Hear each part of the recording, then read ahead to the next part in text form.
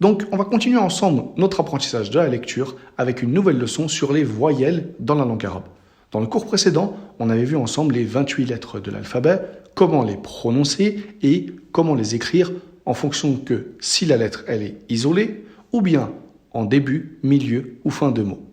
La leçon sur l'alphabet arabe, c'est vraiment la leçon la plus indispensable et la plus importante à maîtriser.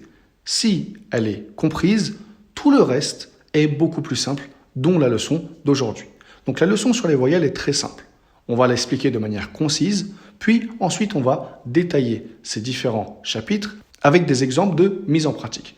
Donc, pour faire très simple, si on prend la lettre sin, d'accord, on prend la lettre sin. En fonction de la voyelle qu'on va lui ajouter, et cette voyelle est représentée par un signe qu'on mettra soit au-dessus ou bien en dessous de la lettre, on va prononcer le début de la lettre avec le son de la voyelle. Donc, ici, on a le premier signe qui est un trait oblique qu'on met en haut de la lettre qui s'appelle la fatha. La fatha, ça provoque le son E ou bien A, d'accord? En général, dans la majorité de l'alphabet, c'est E, et ça sera le son A pour les lettres graves qu'on va donc indiquer au cours de notre lecture. D'accord? Donc ça prononce le son E ou bien A. Donc par exemple, avec le sin, si on met la fatha au-dessus, d'accord? Donc le trait oblique au-dessus, comment on va prononcer ceci? On va le prononcer de cette manière. Sa. On prononce le début de la lettre S avec le son E et on dira sa. D'accord? Donc c'est vraiment pas plus compliqué que ceci. Si on a compris la leçon sur l'alphabet arabe, toutes les leçons qui viennent à la suite donc sont beaucoup plus simples. Donc on a dit la fatha, donc c'est un trait en haut, on dit sa. Comme on va le voir dans la suite du cours, un trait en bas, d'accord, on va le voir dans la suite du cours, un trait en bas c'est le son i, donc on dira si. Et une boucle en haut, ça nous donne le son ou, on dira sous. D'accord? Tout cela, donc, on va le voir dans la suite du cours. Donc, on commence avec la fatha, donc le trait en haut. On a un tableau qui représente l'alphabet dans l'ordre, avec au-dessus de chaque lettre, donc, une fatha. Donc, on répète après moi.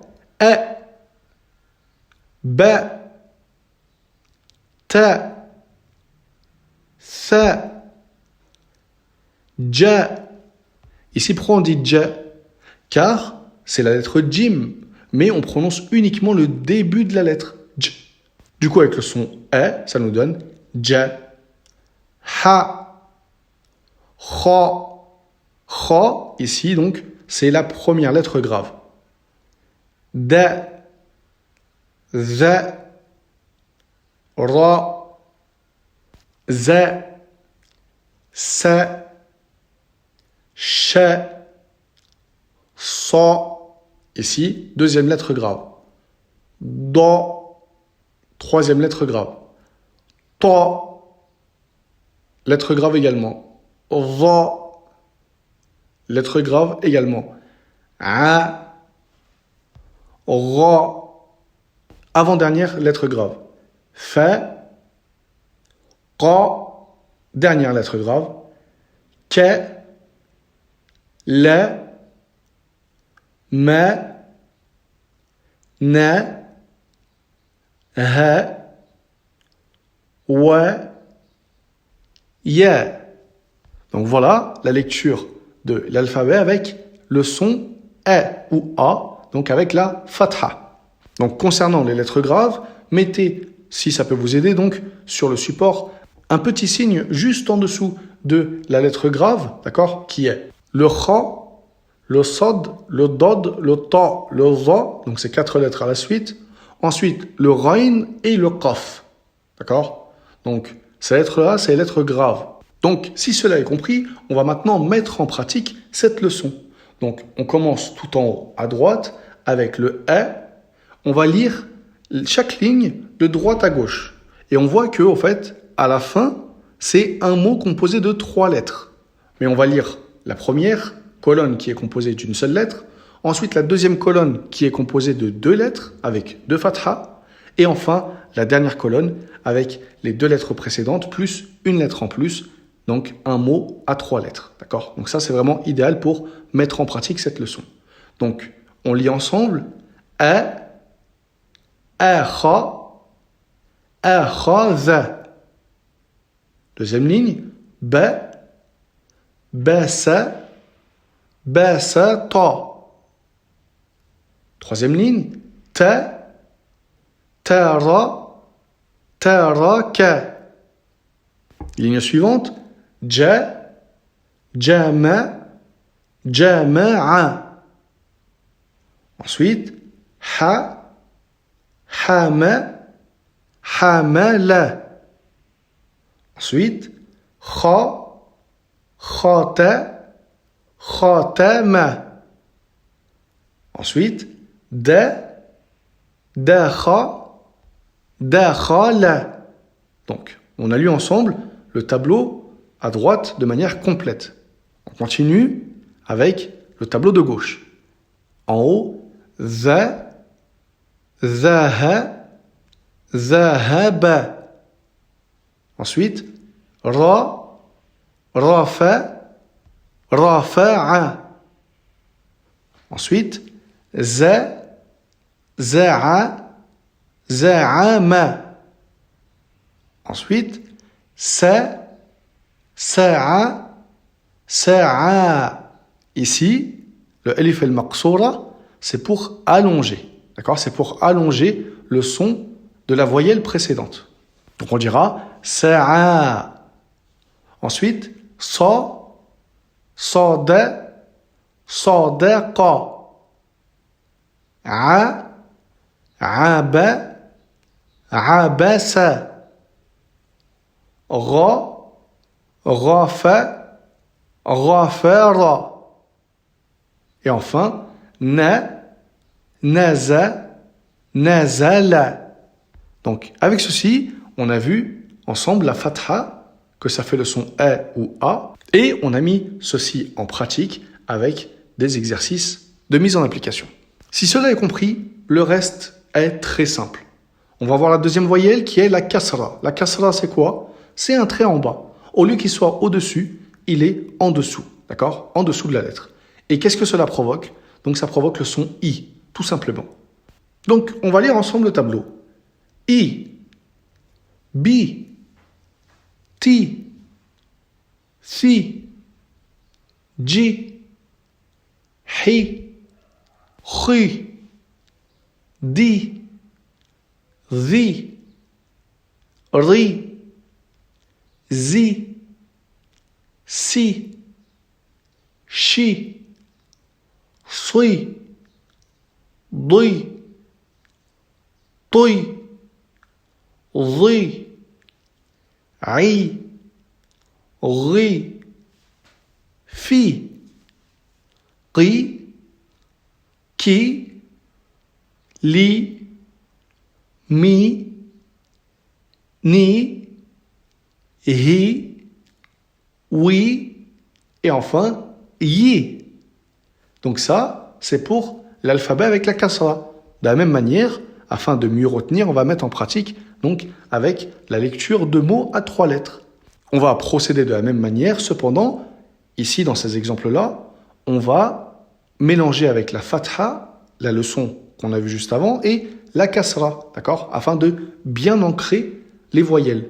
Donc, on commence ensemble, tout en haut à droite, ya, ya'i, ya'isa, a, aji, ajida, ra, rahi, rahima, ba, bakhi, bakhila, ra, radi, radifa, sha, shari, shariba, fa, fazi, fazi'a, na, nasi, nasiya. Donc on a fini le premier tableau. Maintenant, deuxième tableau. Kha, khashi, khashiya. Kha, khati, khatifa. Ma, ma'i, ma'iya. Sa, safi, safiha. Ba, baqi, baqiya. A, Ali, Alima. Sa, Sami, Sami'a. Et enfin, Sha, Shahi, Shahida. Donc voilà pour cette deuxième voyelle de la langue arabe qui est la kasra. Enfin, on a une dernière voyelle qui est la damma. La damma, elle est représentée par une boucle au-dessus de la lettre. Et ça nous donne le son ou. Donc de la même manière, on dira ou, bou, tu, su, ju. Donc on prononce le début de la lettre avec le son ou. C'est très simple. Hu, khu, du, zu, ru, zu, su, shu, su, du, tu, zu, ru, ru, fu, qu, ku, lu, mu, nu, hu, wu, et enfin you. Donc de la même manière, on va voir ensemble des exercices de mise en application afin d'ancrer donc cette leçon dans notre mémoire. Donc la spécificité de cette leçon, c'est qu'on va voir tout ce qu'on a vu précédemment, c'est-à-dire la fatha, la kasra et la damma. Donc ka, kabu, kabura, ka, kathu, kathura, sa, sakhu, sakhuna, ya, yadu, yaduka, qa, qaru, qaruba, ha, hasu, hasuna, ba, basu, basura, a, adu, aduda. Donc on a fini le premier tableau, le deuxième tableau, donc en haut, tu, tubi, tubi'a, zu, zuli, zulima, u, ufi, ufiya, fu, futi, futiha, qu, quri, quri'a, ku, kubi, kubita, hu, hudi, hudiya, wu, wudi, wudi'a. Donc, avec ceci, on a fini sur les trois voyelles de la langue arabe qui sont la fatha, un trait en haut, la kasra, un trait en bas, ou bien la damma, la boucle en haut. Il ne nous reste plus qu'une dernière chose sur laquelle on va conclure cette leçon qui est la soukoun. La soukoun, c'est représenté par un petit rond au-dessus de la lettre. D'accord ? Le petit rond au-dessus de la lettre. Quel va être son impact sur la lettre ? C'est que on va s'arrêter sur le début de la lettre. D'accord ? On va s'arrêter sur le début de la lettre. C'est pour ça que ici, donc, pour comprendre la leçon sur la soukoun, ce petit rond au-dessus de la lettre, pour prononcer donc la lettre, on a fait précéder les lettres de l'alphabet par une lettre afin de pouvoir prononcer la soukoun. Pourquoi ? Car la soukoun, comme on vient de dire, c'est qu'on s'arrête sur le début de la lettre. Donc pour pouvoir s'arrêter déjà lorsqu'on débute, on ne peut pas donc débuter et s'arrêter en même temps. Donc il faut qu'on débute par une lettre avec une voyelle. En l'occurrence ici, ça sera à chaque fois une fatha, d'accord, pour faire simple. Et ensuite, donc la deuxième lettre, ça sera la lettre de l'alphabet donc dans l'ordre, d'accord, dans le tableau, avec la soukoun, pour voir comment on va la prononcer. Et juste après, on verra des exercices de mise en application.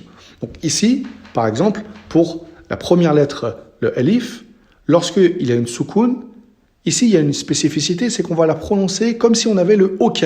On va dire ba, ba, d'accord ? Comme si on avait le ok. Ba. Ensuite, pour les autres lettres, donc on va s'arrêter sur le début de la lettre. Le ba. Donc c'est le début de la lettre, c'est b. Donc s'il y a le a juste avant, on va lire ceci ab, ab. Ensuite, et. Ensuite, eth. On continue ensemble. Donc, avec le jim, ça nous donne edge. Ah. Och. Ed. Ez. Ar. Ez. Es. Esh. As. Od. Ot. Oz. A. Ar. F. Aq. Ek. L. M. N. Aou. Et enfin, aïe. Donc la soukoun, c'est très simple. C'est un petit rond au-dessus de la lettre et on s'arrête donc sur le début de cette lettre-là. D'accord? Donc on va voir des exemples de mise en pratique avec la lecture ici, donc tout à droite en haut. Ba. Ba. Sa. Sab. Sab'a. Edge. Ajru. Yad. Yad'u. Ar.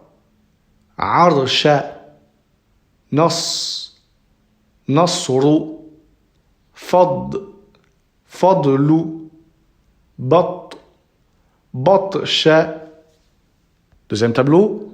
Ba'. Ba'du. Mek. Mekru. Qal. Qalbi. Amru.